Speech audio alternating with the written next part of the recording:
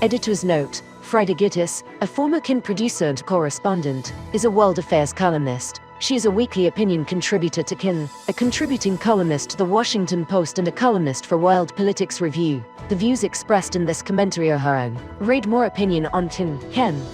The war in Ukraine could soon get much worse. Russia may be preparing to launch a major spring offensive, and it could come even before the winter snows start to melt. Frida Gittes, the time to give Ukraine what it needs to defend itself and expel the Russian invaders is now. But despite a remarkably unified commitment, some of Ukraine's supporters in the West are throwing wrenches in the pipeline. Ukraine believes the Kremlin could make another push to take the capital, Kyiv, and anticipates that Russian President Vladimir Putin will call up some 500,000 more troops in addition to the 300,000 mobilized late last year. Moscow denies it's planning a second mobilization, but the independent Russian news outlet Volia, citing sources in Russia's military, reported that Moscow plans to recruit another 700,000 troops. In addition, Ukraine also faces more than 50,000 private army mercenaries, most of them Russian prisoners released in exchange for fighting. On Friday, US Defense Secretary Lloyd Austin declared, "This is a decisive moment for Ukraine, in a decisive decade for the world,"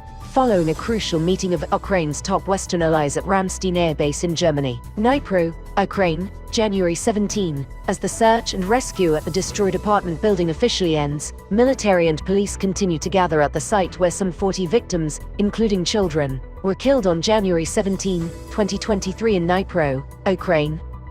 Even by Russia's standards, this was a particularly repulsive attack. Ukraine is fighting against a Russia that has been a pernicious, destabilizing force on the global stage. The West is trying to calibrate its support, but the result of the Ramstein meeting was disappointing for Kyiv and for those who believe Russia must be defeated. Austin reiterated that the United States will continue to support Ukraine for as long as it takes, urging Kyiv's friends to dig even deeper. Despite the exhortations, however, the defense chiefs failed in one of the principal goals of the meeting, deciding to send battle tanks, which Ukraine says it needs without delay. The decision on tanks was blocked by Germany, reluctant to send its Leopard 2 tanks or to grant permission to other countries that own them to release them.